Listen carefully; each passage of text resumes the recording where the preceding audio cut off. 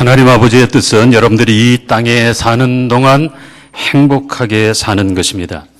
그래서 성경 데살로니가 전서 5장 16절 이하에서는 항상 기뻐하라, 쉬지 말고 기도하라, 범사에 감사하라. 이것이 그리스도 예수 안에서 너희를 향하신 하나님의 뜻이니라고 말씀하셨습니다.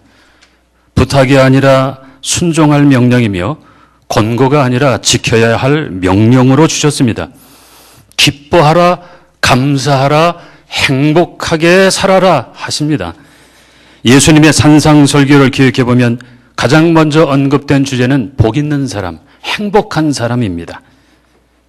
주님의 뜻은 여러분이 이 세상에서 행복한 사람이 되는 것입니다.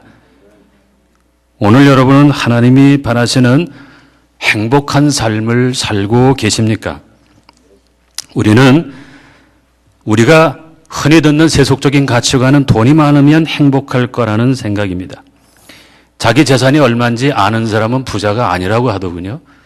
자기 재산이 얼마인지를 몰라야 그래도 부자치게 낄 텐데, 그 중동의 부자들의 생활을 보니까 부자들이 집에서 애완 반려동물을 키우는데 무슨 치타 이런 거 집에서 키운다고 하더라고요.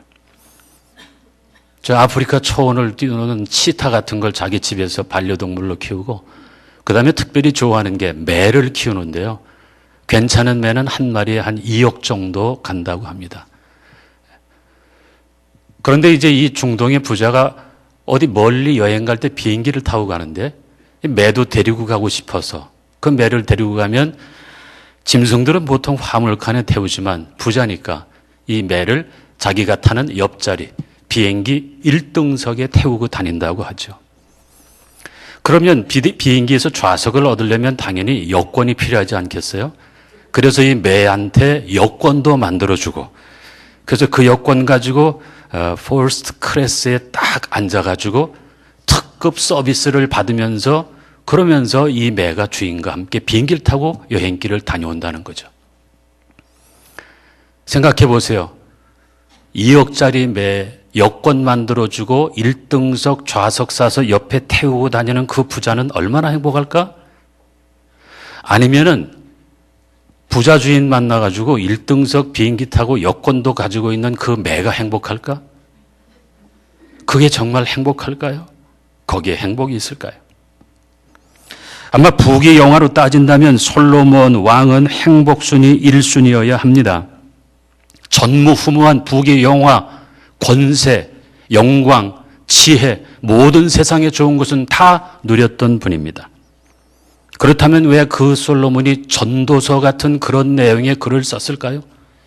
헛되니 모든 것이 헛되도다. 해 아래서 수고하는 모든 수고가 사람에게 무엇이 유익한가? 모든 만물이 피곤하다는 것을 사람이 말로 다 알 수 없나니 눈은 보아도 족함이 없고 귀는 들어도 가득 차지 아니하는도다. 일평생에 근심하며 수고하는 것이 슬픔뿐이라 그의 마음이 밤에도 쉬지 못하나니 이것도 헛되다. 그가 비록 1000년의 갑절을 산다 해도 행복을 보지 못하면 마침내 다 한 곳으로 돌아가는 것뿐이 아니냐. 전도서 5장 10절은 이렇게 말합니다. 은을 사랑하는 자는 은으로 만족하지 못하고 풍요를 사랑하는 자는 소득으로 만족하지 아니하나니 이것도 헛되도다. 결국 솔로몬 스스로는 이 땅에서 행복하지 않았습니다. 여러분, 하나님은 여러분이 지금 이 땅에서는 행복하지 못하게 살다가 먼 훗날 천국에서만 행복하게 되는 것을 말씀하지 않으십니다. 지금 여기서 행복하게 살기를 원하십니다. 또 그 행복이 갈수록 더 커지게 되기를 원하십니다. 왜냐하면 하나님은 은혜 주기를 기뻐하시며 복 주기를 원하시는 하나님이시기 때문입니다. 혹 내가 행한 것이 죄뿐일지라도 날마다 하나님 앞에 간절히 나아가 분에 넘치는 복을 받아 감사하며 찬송하며 살게 하시려고 여러분들을 태어나게 하시고 오늘까지 살게 하셨습니다. 여러분 갈수록 행복하고 갈수록 복된 사람이 되어야 합니다. 어제보다 오늘도 행복해야 되고 내일은 오늘보다도 행복할 거라는 확신을 가지고 살아야 합니다. 행복하라고 여러분을 선택하셨습니다. 행복하라고 여러분을 창조하셨습니다. 행복하라고 십자가에서 죽으셨습니다. 행복하라고 성령을 보내셨습니다. 여러분을 향하여 신명기 33장 29절에서 이렇게 말씀하십니다. 이스라엘이여 너는 행복한 사람이로다. 여호와의 구원을 너같이 얻은 백성이 누구냐? 그는 너를 돕는 방패시오 내 영광의 칼이시로다. 내 대적이 내게 복종하리니 내가 그들의 높은 것을 밟으리로다. 여러분이 행복하지 않다면 이상합니다. 왜냐하면 하나님은 여러분들의 아버지이시며 그는 전능하시며 그는 여러분들을 죽기까지 사랑하셨으며 오늘도 여러분들과 함께 하시기 때문입니다. 행복하게 못 사는 것이 기적입니다. 우주에 가득한 축복을 누리지 못하고 불행하게 산다면 그것은 내 책임입니다.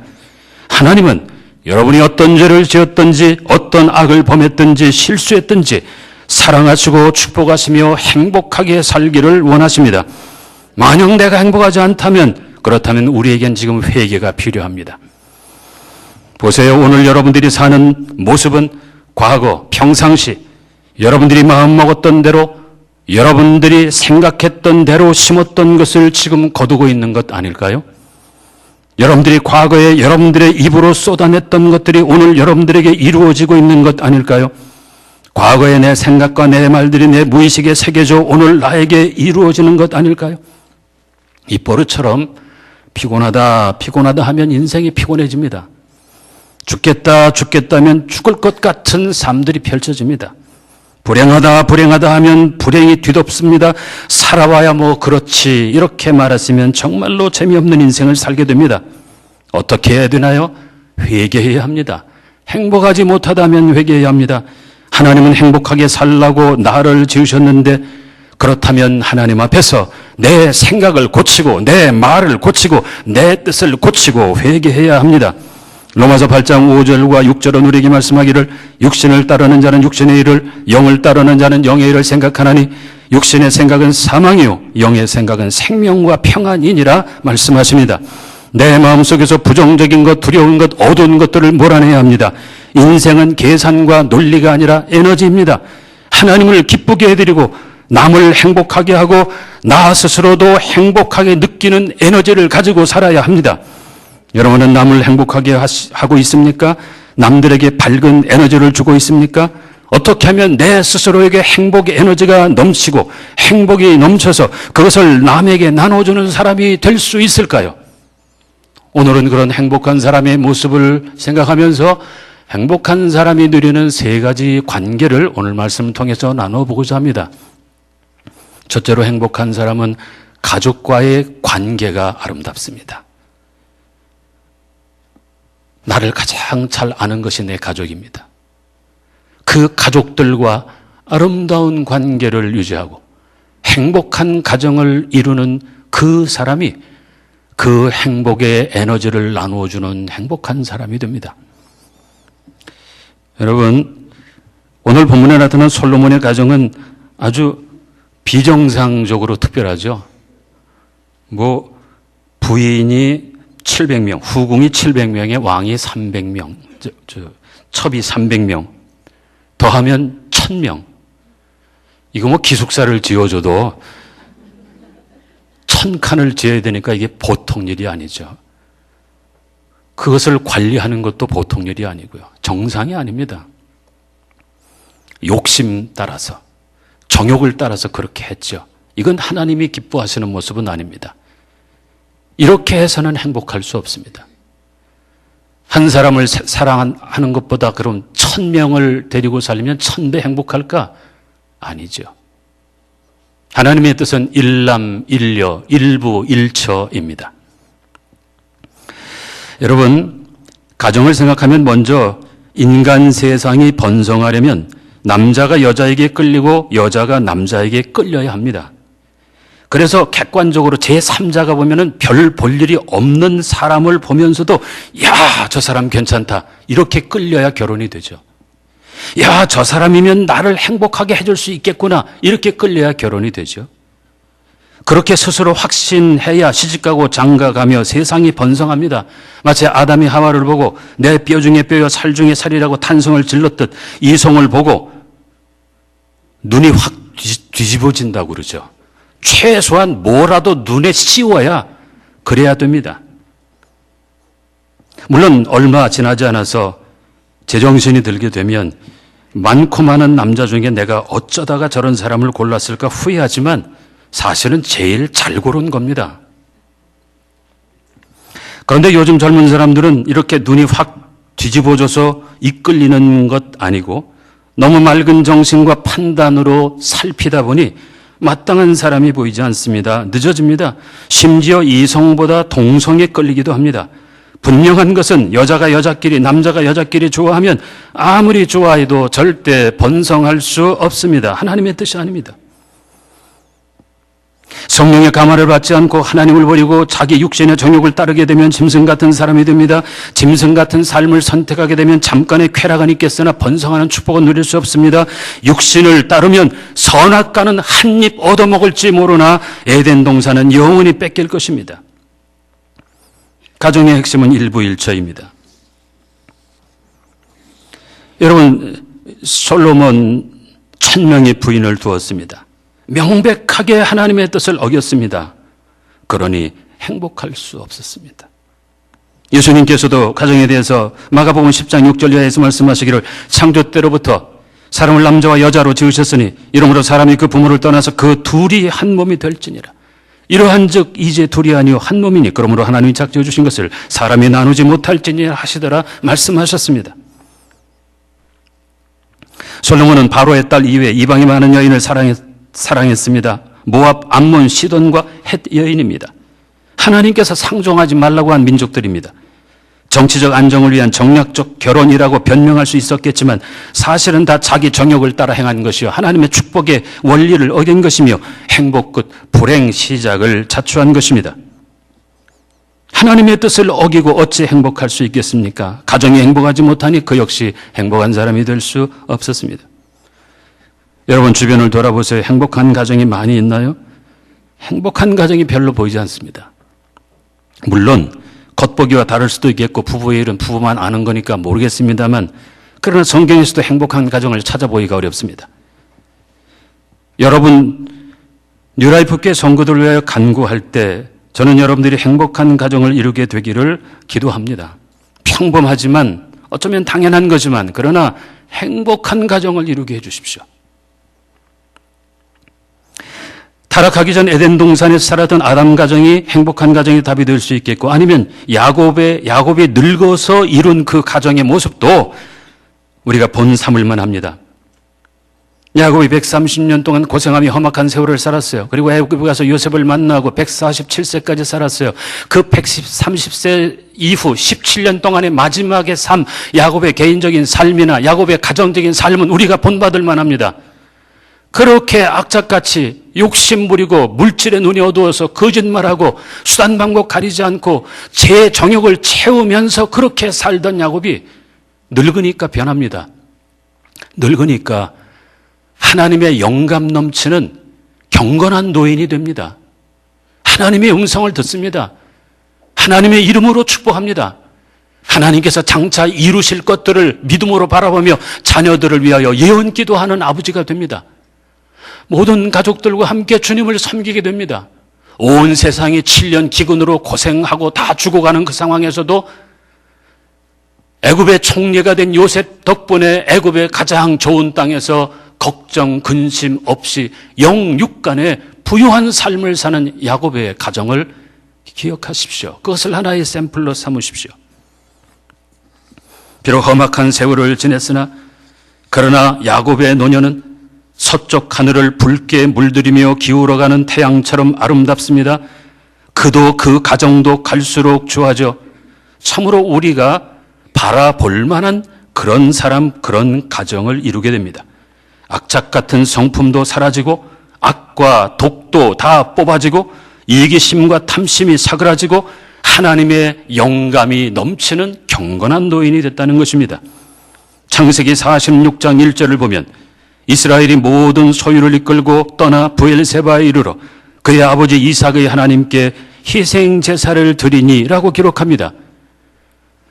기근으로 말미암아 먹을 게 없어 그 아들들을 애굽에 보냈는데 그런데 그 애굽에서 총리가 된 요셉이 형들을 알아보고 그러나 형들은 요셉을 몰라보고 요셉이 그 형들에게 죄를 뒤집어 씌우고 시므온을 볼모로 삼고 가서 너희의 막내 동생을 데리고 와라 이렇게 거래를 하게 되죠.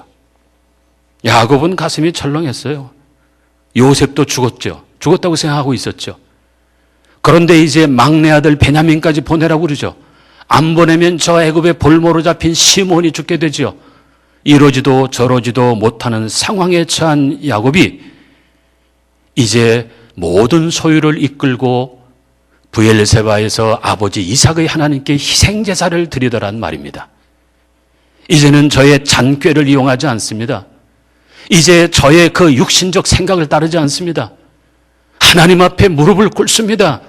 자기 혼자만 아니라 온 가족과 함께 브엘세바에서 희생제사를 드리며 하나님 앞에 엎드리는 그런 야곱과 야곱의 가정을 생각해 보십시오. 그렇게 환난 가운데 가정이 회복되고 고난 가운데 야곱의 신앙도 회복되어집니다. 그리고 애굽으로 가니 그건 죽는 길이 아니라 사는 길이었어요. 잃었던 아들 요셉을 만납니다. 요셉은 총리가 되어 있었습니다. 그 애굽 땅에서 보호를 받으며 영육간에 부족함이 없는 인생의 가장 풍성한 시절을 야곱과 그의 가족들은 보내게 되지요. 가정의 믿음이 회복되니 축복을 누립니다. 가정이 하나님 앞에서 하나 되어 함께 희생제사를 드리며 엎드리니 그렇게 가정이 회복되니 축복이 따라서 옵니다. 여러분들의 가정이 그리스도 예수 안에서 하나 되어지기를 바랍니다. 한 마음으로 하나님 아버지께 감사하며 기쁨의 제사를 드릴 수 있게 되기를 바랍니다. 아버지가 영적 제사장의 권위를 회복하고 온 가족이 하나님 앞에 엎드리게 될 때 가정이 회복되면 하나님께서 예비하신 축복들이 따라 나오게 되는 것입니다. 하나님 앞에서 먼저 하나 될 때, 그렇게 될 때 그것이 바로 복된 가정을 이루고 축복의 통로된 가정을 이루게 되죠. 두 번째로 행복한 사람의 모습은 말씀과의 관계입니다. 하나님의 말씀을 듣는 것은 구약 시절에 굉장히 드문 일이었습니다. 하나님을 잘 경외한다는 사람들도 하나님 말씀을 직접 듣는 경험은 평생에 한두 번 있을까 말까 하는 일이었습니다. 당대에 가장 의로웠다는 노아도 계시의 말씀을 딱 한 번 들었을 뿐입니다. 딱 한 번 듣고 100년이 넘도록 하나님께 순종하여 방주를 만들었죠. 요셉도 2번 꿈꾼 것이 전부입니다. 그런데도 평생 하나님을 두려워 섬기며 내가 하나님 앞에서 어떻게 악을 행할까라는 믿음으로 살았던 요셉입니다. 하나님의 말씀을 듣는 것이 복입니다. 하나님 말씀을 듣지 않으면 방자해지고 사람의 말에 귀를 기울이기 시작하면 망합니다. 오늘 본문 4절에 보면 솔로몬의 나이가 많을 때 그의 여인들이 그의 마음을 돌려 다른 신들을 따르게 하였으므로 라고 말합니다. 솔로몬이 늙어가지고 하나님의 말씀에 귀 기울이지 않고 여자들의 말, 그 많은 이방 여인들의 말을 듣고 그 말을 따릅니다. 누구의 말을 먼저 듣느냐가 중요하죠. 사람들은 먼저 들은 말, 자꾸 듣는 말을 결국은 따르게 되어져 있습니다. 솔로몬은 이방 부인들의 말을 날마다 듣다 보니 믿음도 약해지고 하나님께로부터 멀어지고 마침내 우상을 세워서 섬기게 되는 죄를 짓습니다. 다윗의 아들이 성전을 봉헌한 사람이 일천번제로 지혜를 얻은 그 사람 솔로몬이 어떻게 이렇게 변할 수 있을까요? 그러므로 누구도 장담할 수 없습니다. 나는 믿음이 좋으니까 괜찮아. 나는 절대로 시험 안 들어. 누구도 장담할 수 없어요. 가랑비에 옷 젖듯 듣다 보면 변하게 되어져 있어요. 자꾸 듣다가 보면은 그 말에 따라가게 되어 있는 것이 연약한 인간입니다. 솔로몬이 처음부터 우상을 섬기려 했을까요? 솔로몬이 처음부터 이렇게 하나님의 성전 앞에다 우상, 이방 신상들을 만들어 놓고 산당들을 세우려고 했었을까요? 처음에는 안 그랬을 것입니다. 그러나 사람의 말을 듣다가 결국은 유혹에 빠지게 되는 겁니다. 에덴 동산에 쫓아 날마다 선악과를 거부하고 생명나무 열매를 먹었어야 했듯 언제나 성도라면 사람의 말보다 먼저 하나님의 말씀에 귀를 기울여야 합니다. 고린도 교회를 향한 바울의 권면을 들어보세요. 고린도전서 4장 3절의 말씀입니다. 너희에게나 다른 사람에게나 판단받는 것이 내게는 매우 작은 일이라. 나도 나를 판단하지 아니하노니. 앞에 나서서 일하는 사도 바울 얼마나 많은 말을 들었을까요? 그러나 그 말들을 그는 작게 여겼다고 했습니다. 나도 나를 판단하지 않는다고 했습니다. 그에게 중요한 건 그날 하나님께서 나에게 주시는 그 말씀이 소중했기 때문입니다. 아버지 다윗의 죽음을 앞두고 솔로몬에게 몇 가지를 유언하면서 신신당부했는데요. 솔로몬이 지킨 것도 있고 안 지킨 것도 있습니다. 요압을 처치하고 시므이를 처치하라는 건 지켰어요. 그러나 하나님의 말씀 모세의 율법을 힘써 지키라는 것을 그는 지키지 않았어요. 솔로몬은 말씀을 떠난 사람입니다. 빛이요 등불인 말씀을 떠나니 어둠 속을 헤매다 하나님을 떠납니다. 울타리요 안내자인 말씀을 떠나니 유혹과 시험에 빠져 죄악과 함께 방황하며 하나님을 떠납니다. 여러분, 이사야서의 종의 노래라는 것들이 몇 차례 나옵니다. 장차 오실 메시아가 받을 고난에 대한 예언의 말씀인데요. 그중 50장에서 이렇게 하시는 말씀이 있습니다. 주 여호와께서 나의 귀를 여셨으므로 내가 거역하지도 아니하고 뒤로 물러가지도 아니하며 라는 말씀입니다. 메시아가 장차 십자가 고난을 피하지 않고 순종하는 것은 내 귀를 여셨기 때문, 즉 내게 말씀하셨기 때문이요 내가 아버지의 음성을 들었기 때문이라는 것입니다. 이사야 50장 6절의 말씀입니다. 나를 때리는 자들에게 내 등을 맡기며 나의 수염을 뽑는 자들에게 나의 뺨을 맡기며 모욕과 침뱉음을 당하여도 내 얼굴을 가리지 아니하였느니라. 장차 메시아가 당한 수치와 고난에 관한 예언입니다. 그런데 메시아는 이와 같은 고통을 피하지 않았습니다. 수치를 피하지 않았습니다. 때리는 사람들에게 마치 때리라는 듯 등을 맡겼습니다. 수염을 뽑는 자들에게 마음껏 뽑으라고 뺨을 맡겼습니다.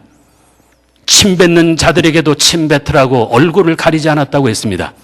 이렇게 하실 수 있었던 이유는 주께서 내 귀를 열어주셨기 때문에, 주님의 음성을 들었기 때문입니다. 하나님의 음성을 듣고 하나님의 섭리를 학자같이 알아듣게 되니 하나님의 도우심을 입어 영적 자존감이 커지고, 그래서 얼굴은 부싯돌같이 강하고 빛나게 되며 수치를 당하지 않고 승리할 확신을 가집니다. 하나님의 말씀을 들음이 능력이 된 것입니다. 여러분이 오늘 선포되는 말씀을 하나님의 말씀으로 들리면 여러분들의 복이 되겠고, 하나님의 말씀으로 들리지 않고 사람의 말로 듣는다면 아무리 하나님의 말씀일지라도 내게 아무 유익이 되지 않을 것입니다. 바울이 세운 교회 중에 에베소 교회, 골로새 교회가 있었습니다. 그런데 떠돌아다니는 거짓 교사들의 달콤하고 날카로운 감언 이설에 쏘가서 바울을 오해하고 배척하기 시작합니다. 바울을 신뢰하지 않으니 바울의 설교도 안 들으려고 합니다. 권면도 거부합니다. 그때 바울의 제자 두기고가 나섰습니다. 바울의 마음을 담은 편지를 가지고 두 교회를 방문합니다. 바울의 사정을 상세히 알리고 그들의 마음을 위로하며 설득하는 수고를 두기고가 합니다. 시간이 흘러 두기고의 진심을 이해한 두 교회는 비로소 바울을 향한 자기들의 부끄러운 오해를 풀게 됩니다. 그리고 다시 하나님의 사람 바울을 통한 말씀의 교제를 합니다. 사도 바울을 오해한 두 교회와 오해받는 바울 사이에서 화해와 평안을 이끈 두기고, 그는 하나님의 말씀을 말씀으로 듣게 만든 숨은 공로자입니다. 사람들로 하여금 하나님의 말씀을 듣게 한 그 사람, 그는 하나님이 기뻐하시며 찾으시는 사람입니다. 신앙이라고 하는 것은 끊임없이 하나님의 말씀을 듣는 것입니다. 말씀이 들려와야 신앙으로 살아갈 수 있습니다. 들리지 않으면 방자하고 어리석어지고 세상과 육신과 사람의 말에 끌려 다니게 됩니다. 어린 사무엘이 성전에서 누린 축복은 하나님의 음성을 듣는 것이었습니다. 여호와여 말씀하시옵소서, 주의 종이 듣겠나이다 고백하며 주의 음성을 듣습니다. 하나님 말씀을 계속 듣고 또 듣고 순종해야 복에서 복으로 가고 은혜에서 은혜로 더 나아가게 되는 것입니다. 하나님의 사람이 된다는 것은 날마다 하나님의 말씀을 순종하여 그 믿음을 인정받고 축복의 근원이 되는 것입니다. 따라서 신앙생활에서 가장 중요한 것은 환상을 많이 보느냐, 신비 체험을 했느냐가 아닙니다. 오직 하나님을 사랑하는 마음으로 하나님 말씀을 믿고 그 말씀을 주야로 묵상하는 것이 가장 귀합니다. 그리고 말씀대로 믿고 말씀대로 사는 그 사람은 물가에 심긴 나무처럼 형통하게 될 것입니다. 세 번째로 행복한 사람은 하나님과의 관계가 건강합니다. 솔로몬도 한때는 하나님과 건강한 관계를 맺고 하나님의 축복을 누렸습니다. 그는 하나님께서 자기 아버지 다윗에게 베푸신 은혜를 알았습니다. 그도 그 은혜를 의지하고 건강한 영혼을 누렸습니다. 아버지 다윗과도 좋은 관계를 맺었습니다. 아버지를 통해서 좋으신 하나님을 만난 솔로몬입니다. 여러분, 사람들이 살면서 상처를 받는 것 중에 상당 부분이 가정에서 받는다고 합니다. 특별히 부모를 통해서 받습니다. 아버지의 큰 소리, 어머니의 잔소리 때문에 아이들이 상처를 받곤 합니다. 좋은 아버지를 만나고 지혜로운 어머니를 만난다는 건 자녀에겐 가장 큰 축복입니다. 자, 솔로몬은 아버지를 존경하며 사랑했습니다. 아버지가 하나님께 받은 사랑을 알고 그 은혜를 자기도 사모했습니다. 솔로몬은 태어날 때부터 하나님께 선물 받기를 너는 여디디아라 하나님 사랑을 입은 사람이다 라는 선물을 받았습니다. 사랑을 받으면 예뻐진다고 세상은 말하지만 사랑을 받으면 영혼이 건강해집니다. 여러분 부모에게 사랑을 많이 받은 자녀들을 보세요. 그 영혼이 건강합니다. 자존감이 큽니다. 그래서 누가 뭐라고 그래도 잘 상처 안 받습니다. 건강한 영혼이 있기 때문입니다. 그런데 부모에게 사랑받지 못하고 상처받고 사는 사람들은 열등감이 남아있어서 누가 조금만 뭐라고 해도 그것이 큰 아픔이 되기도 하지요. 사랑받으면 삶에 열정이 생기고 소망이 불타며 말과 얼굴에 빛이 나고 에너지가 넘치고 자기도 행복하고 남도 행복하게 합니다. 영혼이 건강하면 행복합니다.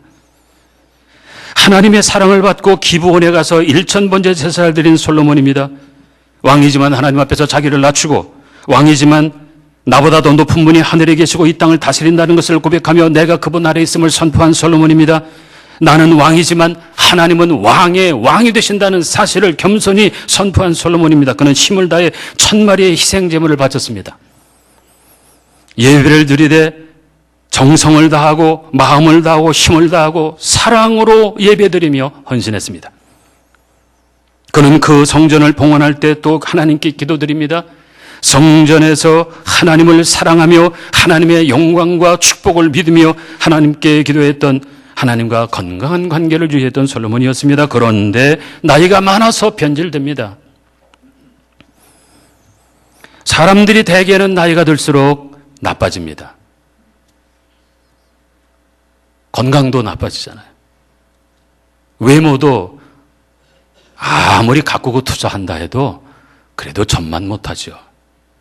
피부 아무리 갈고 닦아도 옛날만 하겠습니까?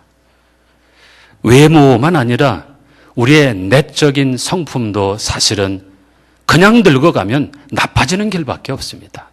왜냐하면 세상과 사람들에게 시달리다 보면은요, 결코 좋아질 수 없습니다.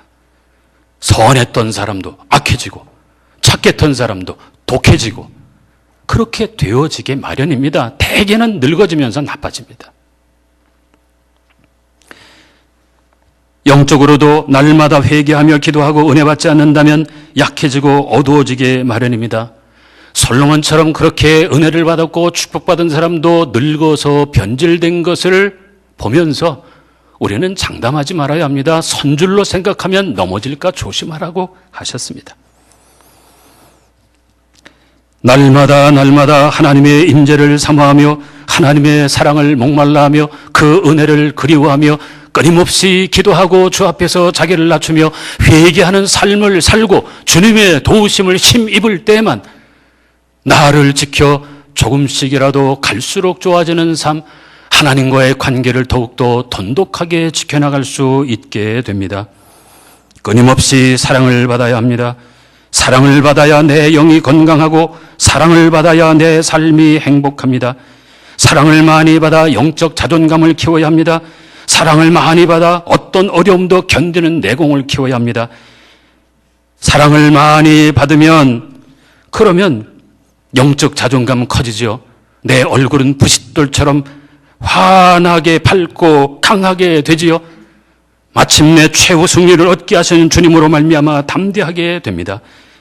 하나님은 여러분을 사랑하사 여러분들에게 독생자 예수 그리스도를 보내주셨습니다. 하나님이 여러분들을 찾아가신 것이 복음입니다. 죄인 중에 괴수된 나에게 오신 것이 복음입니다. 우리가 죄인 되었을 때 십자가로 그 사랑을 확증하셨으며 그 사랑은 영원히 변하지 않습니다. 디즈니에서 만든 영화 중에 더 스트레이트 스토리라는 영화가 있습니다. 실화를 바탕으로 한 영화인데요. 늙은 두 형제 이야기입니다. 동생이 그 당시 73세. 근데 그가 10년 동안이나 만나지 않고 있던, 서로 불화하고 있던 형을 만나기 위해 인생 최후의 여행을 하는 줄거리입니다. 형과 오해가 생겨서 10년 동안이나 연락을 끊고 그리고 오직 언어 장애를 가진 딸하고만 살고 있는 주인공. 근데 그에게 어느 날 전화가 걸려옵니다. 형이 중풍으로 쓰러져서 위험하다는 것이었습니다. 그는 죽기 전에 형을 만나야 되겠다. 형과 화해해야 되겠다는 생각을 가지고 형을 찾아가는 긴 여행을 출발합니다. 근데 그는 눈도 안 좋고 운전면허증도 없어 차량을 운전할 수도 없고 그래서 그는 할 수 없이 자기 집 앞마당 잔디 깎는 기계를 타고요. 잔디 깎는 기계를 타고 뒤에다가 짐 싣고 6주간의 여행을 떠나게 됩니다. 시속 5마일로 말이죠. 중간에 여러 가지 일들도 있고 사람들을 만나는 경험들도 있지만 마지막에 6주 만에 우여곡절 끝에 드디어 형을 만납니다. 이제는 늙고 병든 두 형제입니다. 동생은 지팡이 하나 아닌 두 개를 짚어야 걸을 수 있습니다. 형도 보행기를 의지한 채 어렵사리 한 걸음 한 걸음을 옮기는 신세가 되어져 있었습니다. 둘이 서로를 바라보며 침묵하다가 형이 동생이 타고 온 그 잔디 깎는 기계를 바라보고는 눈에 눈물을 글썽거리며 이렇게 말합니다. 나를 보려고 저걸 타고 여기까지 온 거니? 동생은 대답하죠. 그래, 형을 보려고 내가 저걸 타고 여기까지 왔어. 그리고 두 형제가 별 총총한 하늘을 바라보는 것으로 영화는 끝나는데요. 6주간에 걸쳐서 병들어 죽게 된 형을 만나고 화해하려고 시속 5마일 이상을 낼 수 없는 낡고 낡은 잔디깎기 기계를 타고 6주간을 달려온 그 동생의 마음을 헤아렸겠죠. 생각해 보세요. 우리 주님 예수 그리스도께서 나 같은 죄인을 살리시기 위해 저 영광스러운 하늘의 보좌를 떠나 사람의 몸을 입고 이 땅으로 우리를 찾아오셨습니다. 그냥 나를 보려고 오신 것이 아닙니다. 나를 구원하시기 위하여 그곳에서 여기까지 친히 사람의 몸을 입고 찾아오셨습니다. 우리는 예수님 앞에 서보면 내가 누구인지를 알게 되죠. 죄인이요 강도요 음란하고 방탕한 존재, 어리석고 미련하고 버림받은 고아 인간이지만 그러나 나를 찾아오신 예수님 앞에 서게 되면 내가 얼마나 하나님의 사랑받는 존재인가를 깨달아 알게 됩니다. 여러분, 우리는 죄인입니다. 아무리 착한 일을 많이 한다고 해도 그 죄가 없어지지 않습니다. 아무리 회개해도 그 죄가 없어지지 않습니다. 하지만 하나님께서 예수님이 너의 죄를 담당했다, 예수를 믿으면 죄 용서받는다고 선포하신 것을 믿는 순간 우리는 하나님으로부터 의롭다 함을 선언받습니다. 그 예수님 앞에 서서 하나님의 아들 주 예수 그리스도요 나를 불쌍히 여기소서 주여 나를 도와주시옵소서 기도하면 우리에게는 한량없는 은혜가 부어지고 다양한 하나님의 사랑을 경험하는 축복이 허락됩니다. 하나님의 사랑을 받고 태어난 솔로몬, 그러나 늙어서 그만 그 사랑을 잊었습니다. 그 사랑을 잊으니 하나님을 떠나게 되고 하나님을 떠난 이후 그 어떤 것으로도 그는 행복할 수 없었습니다. 하나님의 뜻은 오늘 여기서 여러분들이 행복하게 사는 것이고 내일 오늘보다 더 행복한 사람이 되는 것입니다. 여러분은 행복하십니까? 여러분은 여러분들을 찾아오신 그 사랑을 믿고 있습니까?